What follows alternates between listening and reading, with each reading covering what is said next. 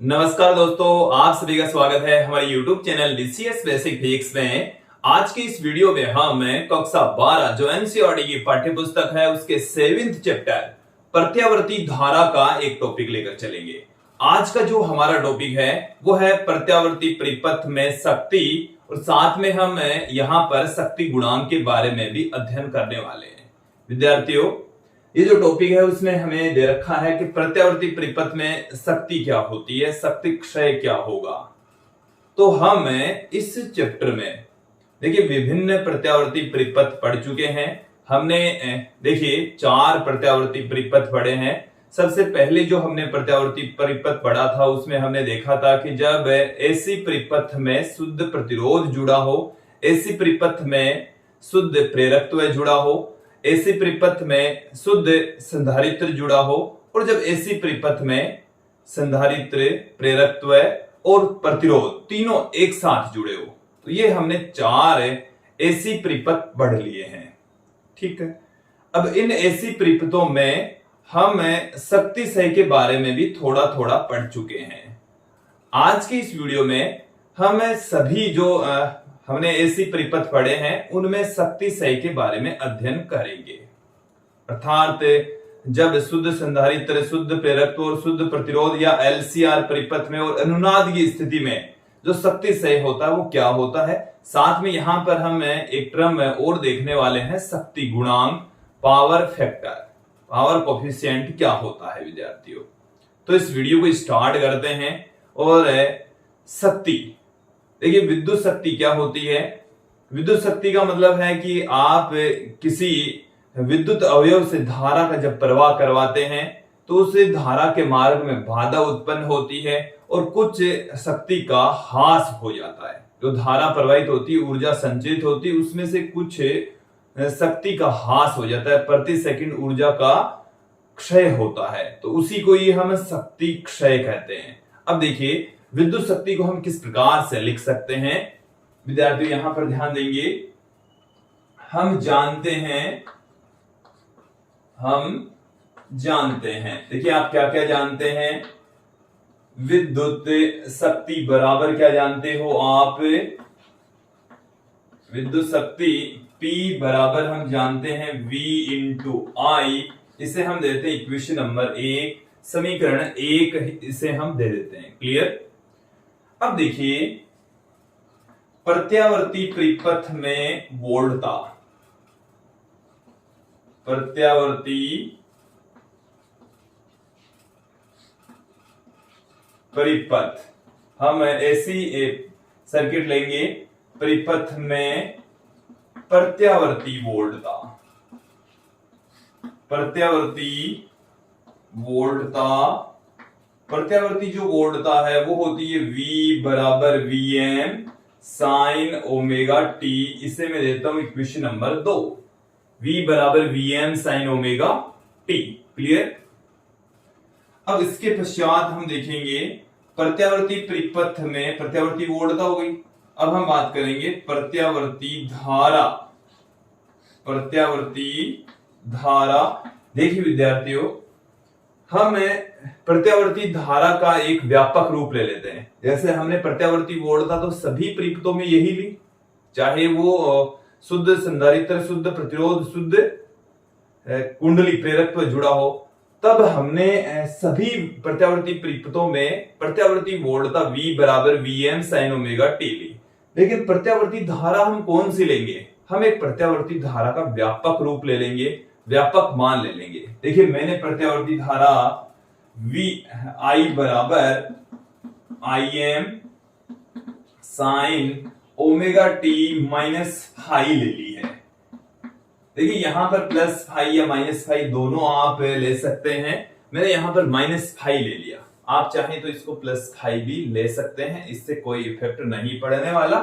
तो ये हमारे पास में है प्रत्यावर्ती वोल्टता का तात्क्षणिक मान, ये है प्रत्यावर्ती धारा का तात्क्षणिक मान, ये इसका व्यापक रूप है। अब इन दोनों की वैल्यू हम समीकरण 1 में रख देंगे तो प्रत्यावर्ती परिपथ में शक्ति आ जाएगी। तो यहां से देखिए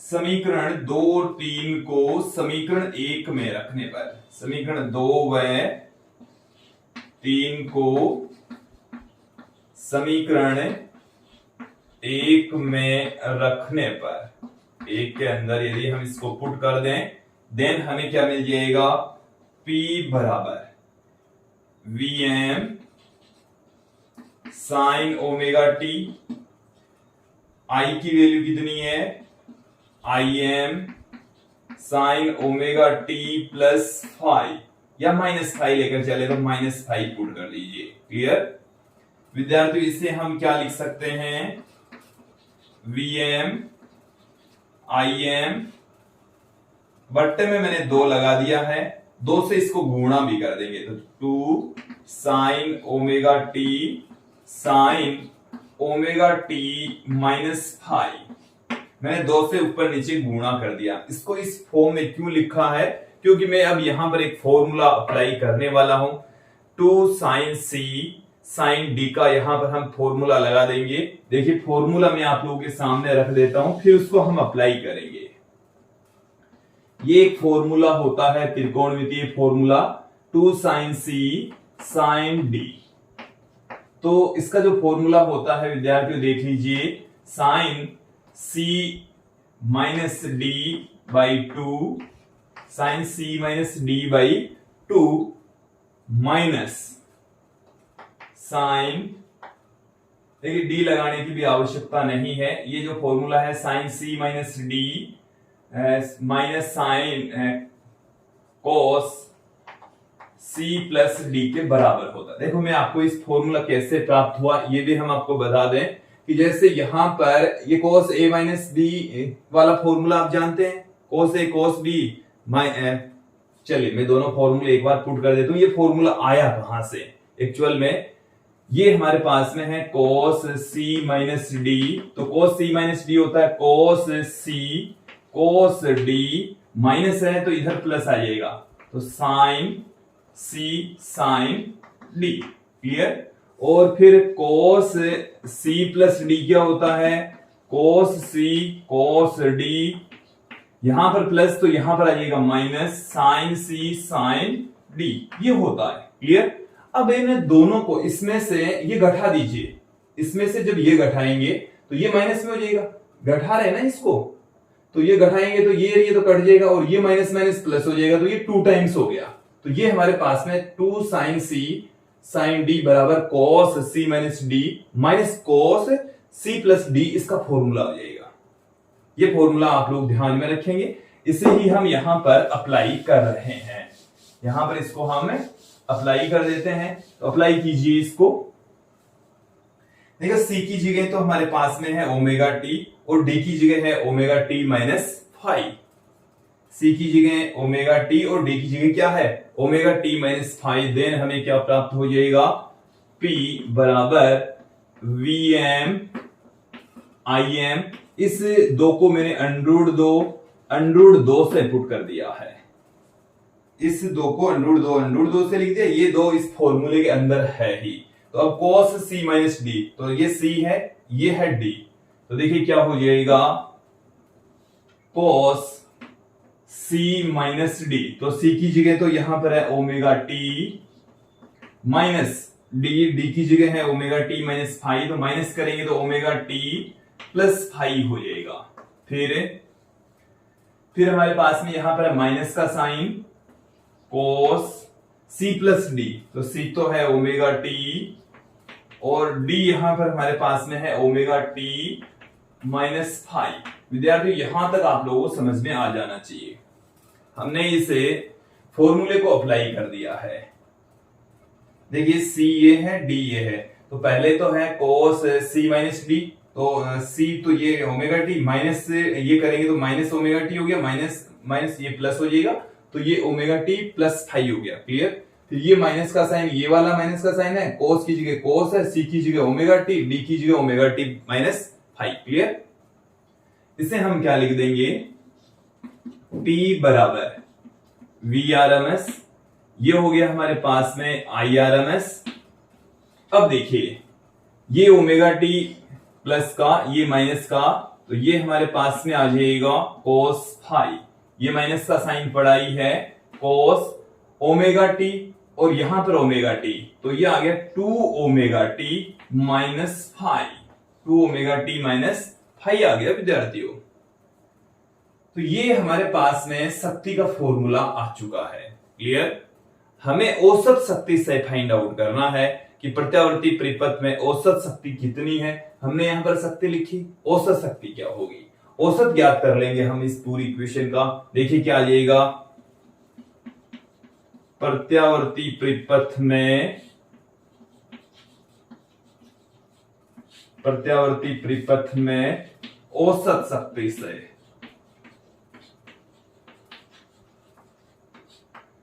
यहां से हम इसका औसत ले लेंगे, औसत ले लेंगे तो इसके ऊपर बार लगा दीजिए या सबस्क्रिप्ट में एवरेज लिख दीजिए, दोनों एक ही बात है।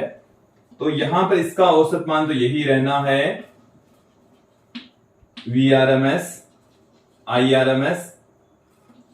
अब देखिए इनका औसत लेंगे तो हमारे पास में क्या आएगा, 2 ओमेगा टी माइनस फाइव, इसका औसत मान।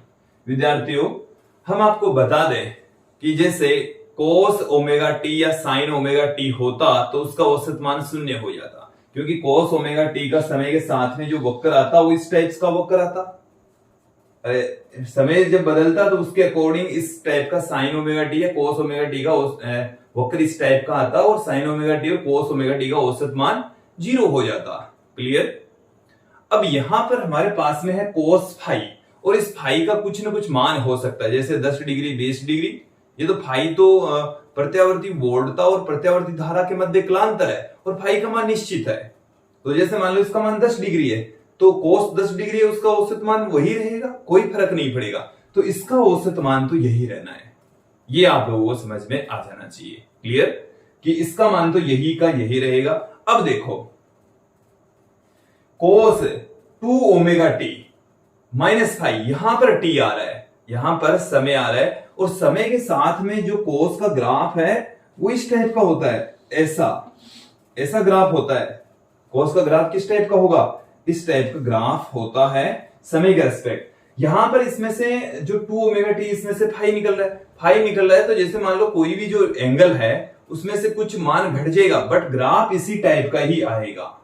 जैसे मान लीजिए कि इसका मान 0, तब ये माइनस फाइव, और जब जैसे मान लो फाई का मान 10 डिग्री है तो जब इसका मान 0 होता है तो माइनस 10 डिग्री आ जाएगा। इसका मान 10 होगा तो इसका मान 0 आ जाएगा, इसका 20 होगा तो 10 आ जाएगा, 90 होगा तो 80 आ जाएगा, 100 इसका मान होगा तो 90 आ जाएगा। तो मान तो इसके वैसे ही चेंज हो रहे हैं, केवल उसमें फाई का डिफरेंस आ जाता है। यदि cos 2 ओमेगा टी और cos 2 omega T minus five में केवल फाई का डिफरेंस है, वक्र सेम आएगा। इसका मतलब है कि इसका जो औसत मान है, जितना इसमें धनात्मक वैल्यू होती है उतनी की उतनी एक चक्कर के अंदर क्या होती है, ऋणात्मक वैल्यू होती है। तत्पश्चात इसका जो औसत मान है वो कितना हो जाएगा, 0 हो जाएगा।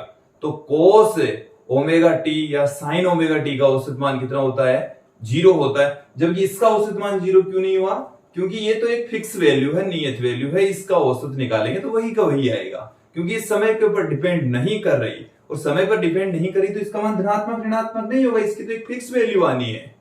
जो फाई है वो प्रत्यावर्ती वोल्टता तथा धारा के मध्य कलांतर है, तो प्रत्यावर्ती वोल्टता और धारा के मध्य का जो कलांतर होता है वो नियत होता है। तत्पश्चात इसका औसत मान कितना होगा, सेम यही होना है। क्लियर? अब देखिए यहां से यदि इसका औसत मान निकाल लेंगे तो P बार बराबर हमारे पास में आ गया VRMS IRMS cos फाई, ये हमारे पास में औसत शक्ति का फॉर्मूला आ चुका है। ये जो cos फाई का जो औसत मान है वो तो cos फाई ही रह गया। क्लियर? और cos 2 omega T minus phi का जो औसत मान है वो कितना हो जाएगा, 0 हो जाएगा, क्योंकि इसकी वैल्यू एक चक्कर में जितनी धनात्मक होती है उतनी की उतनी क्या होती है, ऋणात्मक होती है। तत्पश्चात इसका औसत मान 0 हो जाएगा, 0 हो जाएगा। क्लियर?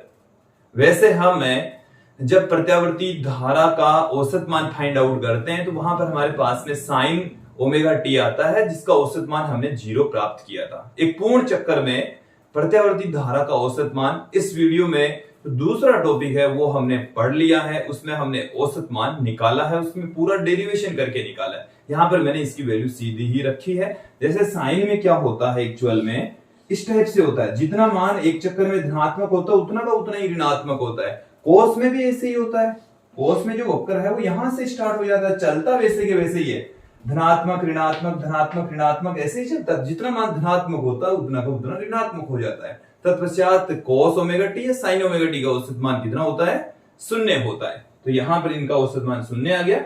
cos फाई का मान शून्य क्यों नहीं हुआ? क्योंकि ये टी पर डिपेंड नहीं करता। तत्पश्चात इसका ज्यावक्रीय या खोज्यावक्रीय रूप में इसका वक्र नहीं प्राप्त होता। क्लियर? ये जो मैंने यहां पर ब्रैकेट में बंद कर दिया है ये औसत शक्ति को बताता है। ये जो फॉर्मूला है वो किसको बता रहा है? औसत शक्ति को रिप्रेजेंट करता है। यहां पर ये जो कोस फाई है इसको हम कहते हैं शक्ति गुणांक। इस कोस फाई को ही क्या कहा जाता है? कि शक्ति गुणांक कहा जाता है। और इस शक्ति गुणांक से ही किसी प्रत्यावर्ती परिपथ में शक्ति का निर्धारण होता है। जैसे Vrms और Irms ये तो फिक्स हो गए।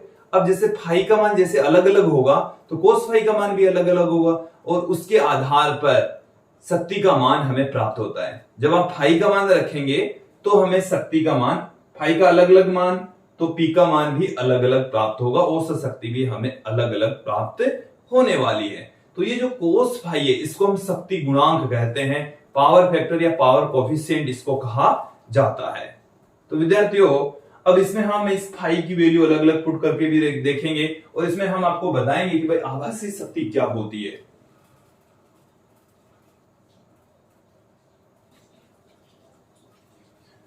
विद्यार्थियों हमारे पास में औसत शक्ति का जो फॉर्मूला है वो प्राप्त हो चुका है।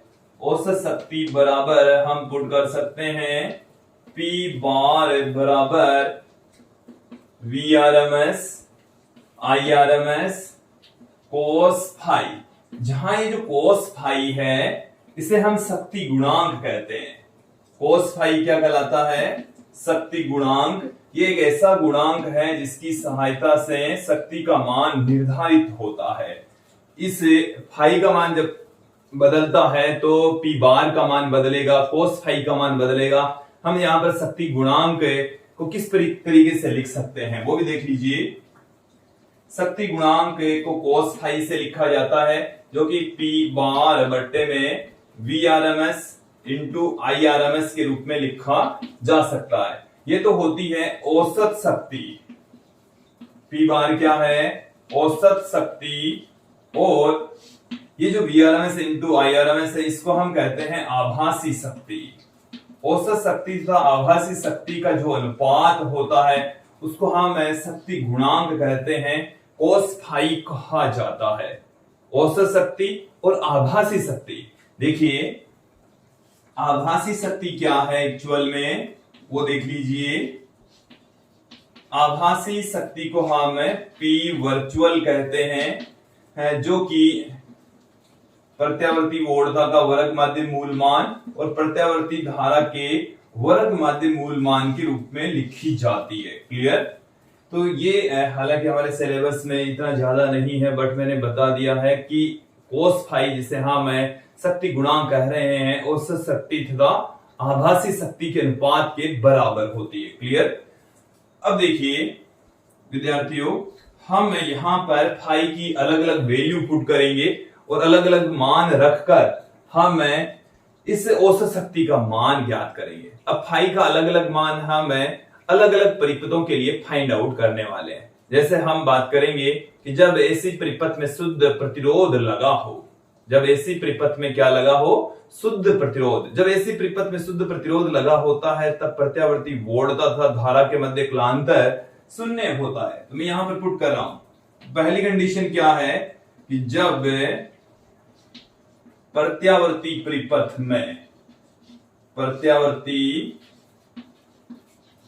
परिपथ में शुद्ध प्रतिरोध लगा हो, शुद्ध प्रतिरोध लगा हो। और जब शुद्ध प्रतिरोध लगा होता है तो विद्यार्थियों हम ये जानते हैं कि प्रत्यावर्ती वोल्टता तथा धारा के मध्य जो कालांतर है वो कितना होता है? शून्य होता है। प्रत्यावर्ती वोल्टता तथा धारा के मध्य कालांतर कितना होता है?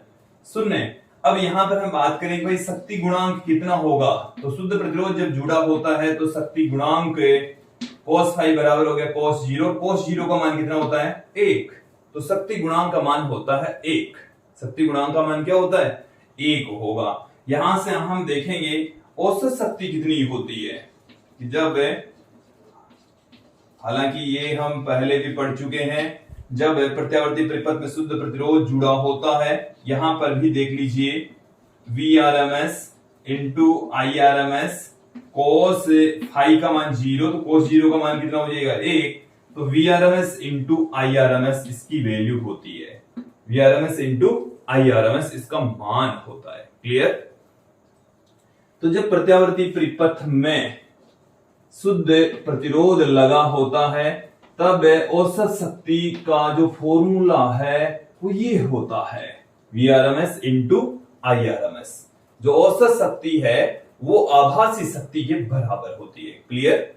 अब देखिए सेकंड बिंदु, दूसरा बिंदु क्या है कि जब प्रत्यावर्ती परिपथ या ऐसी परिपथ में शुद्ध प्रेरकत्व लगा हो या शुद्ध कुंडली लगी हो, प्रेरकत्व भी लगा हो सकता है, मैं यहां पर लगे हाथ ही इसी में ही इंक्लूड कर देता हूं, शुद्ध संधारित्र लगा हो, मैं ब्रैकेट में लिख देता हूं, एक साथ में ही मैं दोनों को समझा देता हूं, शुद्ध संधारित्र लगा हो, शुद्ध संधारित्र लगा हो, देन क्या होता है देखिए, तो फाई बराबर है, देखो शुद्ध प्रेरकत्व जुड़ा होता है तब फाई बराबर होता है प्लस पाई बाई टू। प्रत्यावर्ती वोल्टता तथा धारा के मध्य कलांतर होता है 90 डिग्री का, जो प्रत्यावर्ती वोल्टता है वो 90 डिग्री आगे चलती है। ठीक है, और जब शुद्ध संधारित्र जुड़ा हो तब होता है फाई का मान है minus pi by two. Then शक्ति गुणांक क्या आ जाएगा हमारे पास में, शक्ति गुणांक हमारे पास में 0 आ जाएगा। शक्ति गुणांक क्योंकि cos 90 की वैल्यू cos प्लस 90 हो या cos माइनस 90 हो, दोनों की ही वैल्यू क्या होती है 0 होती है। तत्पश्चात शक्ति गुणांक कितना आएगा 0 प्राप्त होगा, 0 प्राप्त होगा। अब जब शक्ति गुणांक 0 है तो औसत शक्ति कितनी आएगी विद्यार्थियों, औसत शक्ति को हम P बार से पुट करते हैं। किससे पुट करते हैं, P बार से इसको लिखा जाता है। P बार बराबर Vrms into Irms cos phi, और cos फाई की वैल्यू कितनी है बोलिए, cos फाई की वैल्यू 0 है। देन पश्चात औसत शक्ति का मान भी कितना आ जाएगा 0 आ जाएगा, P बार बराबर 0 आ जाएगा। तो देखिए कि जब प्रत्यावर्ती परिपथ में शुद्ध प्रेरकत्व या शुद्ध संधारित्र जुड़े होते हैं तो उसमें शक्ति से 0 होता है। शक्ति से कितना होगा विद्यार्थियों 0 होगा, अर्थात जब हमारे पास में ऐसी परिपथ होता है उसमें कुंडली लगी होती है या संधारित्र लगा होता है तो उसमें कोई शक्ति से नहीं होता। उस स्थिति में जो बहने वाली धारा है उसको हम शक्तिहीन धारा, वाटहीन धारा, कार्यहीन धारा कहते हैं। तो इस स्थिति में शक्ति से 0 होता है। तत्पश्चात उस सर्किट में से बहने वाली धारा को शक्तिहीन धारा, वाटहीन धारा या कार्यहीन धारा कहा जाता है। अब विद्यार्थियों इसमें हम अंतिम कंडीशन आप लोगों को हम और बता दें। अंतिम कंडीशन हमारे पास में है कि जब अनुनाद की स्थिति हो, जब अनुनाद की स्थिति होती है तब हम ये जानते हैं कि अक्सी और अक्सल दोनों बराबर होते हैं। अनुनाद हम पढ़ चुके हैं एलसीआर परिपथ में। अनुनाद हमने कहां पढ़ा है, एलसीआर परिपथ में पढ़ा है। जब प्रत्यावर्ती परिपथ,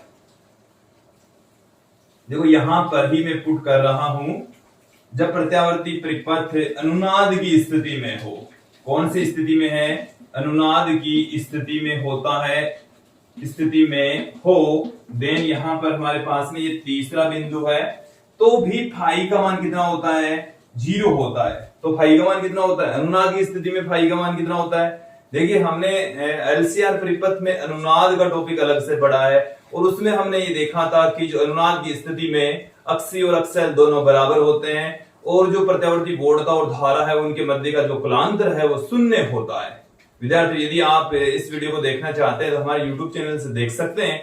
तो फाई बराबर 0 होता है। अनुनाद की स्थिति में फाई की वैल्यू कितनी होती है 0 होती है, 0 होती है। जब फाई का मान 0 होगा तो cos फाई का मान कितना हो जाएगा 1। तत्पश्चात औसत शक्ति P बार बराबर VRMS IRMS cos 0 का मान हो गया 1, तो VRMS IRMS प्राप्त हो जाएगा।